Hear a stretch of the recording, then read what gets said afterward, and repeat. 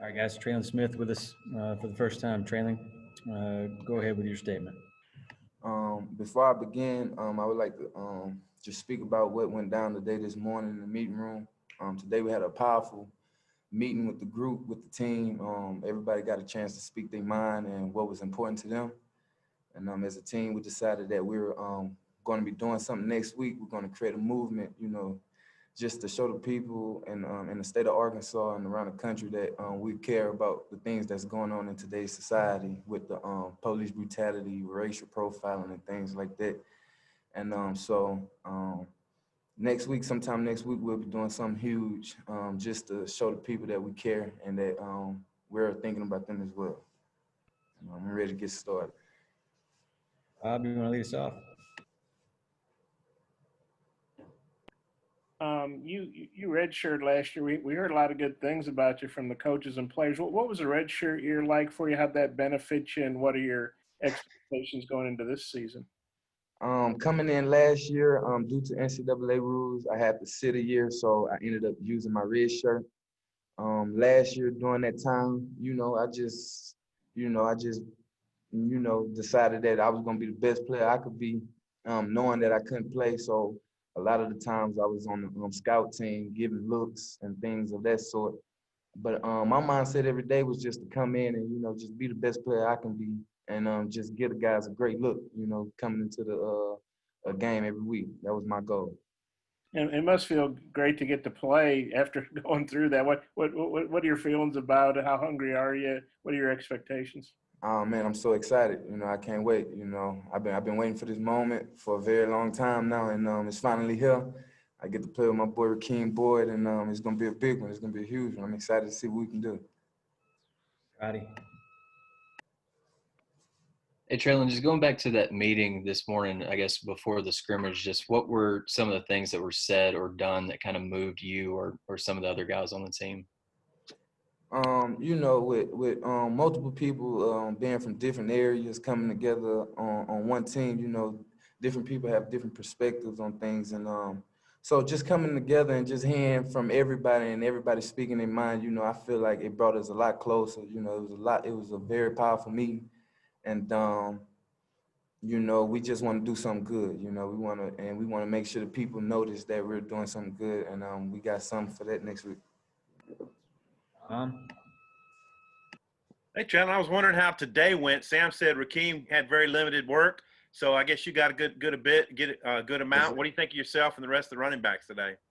Oh man, today, man, actually, with the running back room, I feel like we did a good job. It wasn't a lot of MAs, missed assignments. It wasn't a lot of missed assignments. I got a touchdown in the day, which was good. I broke on a few plays. I feel like I did very good, especially with the pass protection.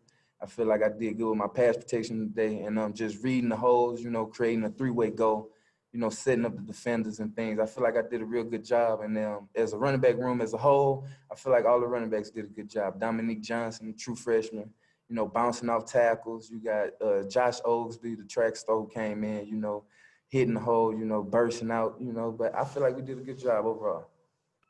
Ray. Hey, Trelon, Coach Traylor actually told me last year you never really shut up talking about football. And Sam Pittman describes you as a hard-nosed man. I mean, can you just what kind of player are you? Are you just like you seem like somebody who just loves football just based on what other people say about you? Oh yeah, most definitely. I've been playing this sport since I was 6. And the game to me, it means everything. It means a lot to me, and I'm willing to give it my all, every play, every down. I'm a team player, and I'm selfless, and I'm willing to do whatever it takes to get the W, get the win. They need me to go to receiver, I go to receiver. They need me to play special teams, I go play special teams. I do whatever it takes to get the win, and I think that's what they like about me the most. Nate. Yeah, Traylon, you come in your red shirt for one staff, and then they make a coaching change. Were you worried about where am I going to fit if I come to the right place? When the coaching change happened, I wasn't really worried about if I made a right decision on if I came to the right place, because at the end of the day, I know what I can do on the field. I know what I can produce. I know what I can give to this team. And so coming in with the new coaching staff, my mindset was just to keep doing what I was doing, and that's just playing football. You know, I love the sport, and that's one thing I do. I play ball, and so I wasn't really just worried about the new coaching staff coming in, because I felt like, you know, they was going to notice what I can do on the field. How quickly did you become comfortable with them? With the Very new staff? quickly. Coach Sam Pittman, that's my guy, man. I love him to death. My running back coach, Jimmy Smith, I love him to death. We talk every day. They talk to me every day, call me, make sure I'm straight. And, you know, they just brought us in like a family, man. They love us to death, and they're behind us 100%. And that's what I like about this coaching staff. You know, they want to see everybody succeed, and that's a good thing. Thanks. Hutch. Yeah, Trelon, you mentioned Josh Oglesby. He's a guy that we don't really know much about. He's played ran track the last couple of years. Can you tell that Correct. he's had a break from football, and what can you tell us about him? Oh man, scat back, you know, he get the ball, you know, he's like a rocket, you know, he gonna shoot out of there. He's very fast, clock like a 10-3 in the 100 meters. So, you know, he's a very fast guy. And, you know, I'm just excited to see what he can do when he get the ball in his hands, you know, game one, you know. All right, round two. Bob. Trelon, I had a couple, if that's okay. One, obviously Rakeem's a great player, but in the SEC, you know, you really need more than one back. How do you see you guys sharing that load? And then, you know, you came from a league that's not playing right now. Mhm. You have buddies at Arizona State you've talked to, or just kind of how do you feel about the Pac-12 not getting to play? I actually talked to a good friend of mine, Frank Darby, plays receiver at Arizona State University, and you know, with their season not going on, you know, he's just trying to stay active, you know, just trying to stay active. I wish they could play, but you know, that's just what it came to. So, you know, he's just trying to stay active, keep working, and try to get ready for the draft. But as far as me and Rakeem Boyd, man, I'm ready. You know, I can't wait to see what we can do. I'm planning on breaking some records. That's our goal. And Rakeem, that's my big bro. You know, I came in, and, you know, ever since I got here, you know, Rakeem, you know, put me under his wing, and, you know, we started hanging out every day. You know, I started learning from him. He's learning from me. And it's going to be a very great deal. I think you guys going to like what y'all see comes football season. Thanks. Yeah. Great. Yeah, Trelon, I was wondering, you hear around the country all these horror stories and stuff about how coaches have handled some of these discussions that you like what you guys had today. What has Coach Pittman done that's really stood out to you, and how he's kind of broached these discussions, and how did today's discussion, how did that start?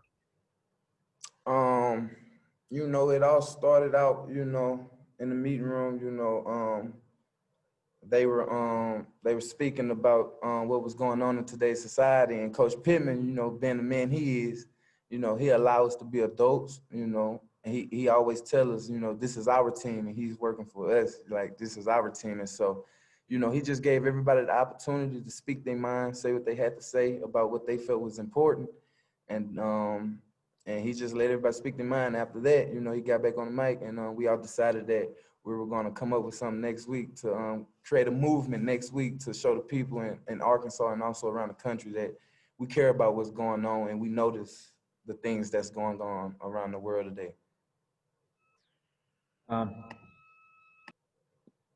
What do you think of that 10-game schedule, all SEC? There's really not going to be any breaks for you guys.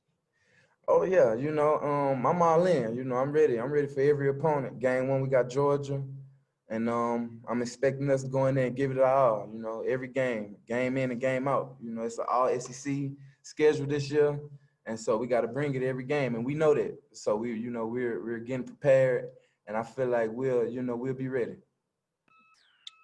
Time for a couple more. Scotty.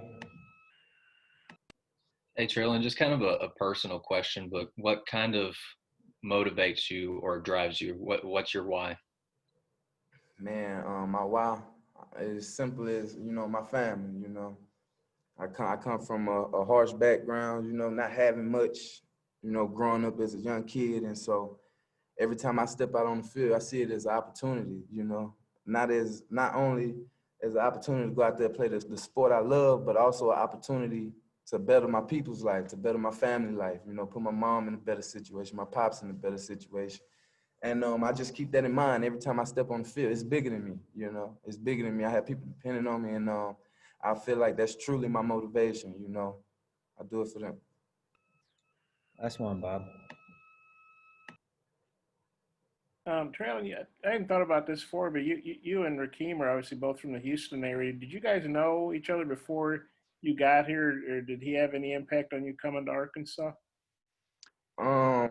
Before me getting here, I did know of Rakeem Boyd in Houston, Texas. I did know of him.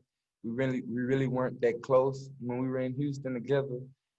But as soon as I got here, like the connection, man, it just grew, and it grew every day, you know. So me and Rakeem, we are very close now. When I go home, he come home with me. We go to Houston together. We travel back together.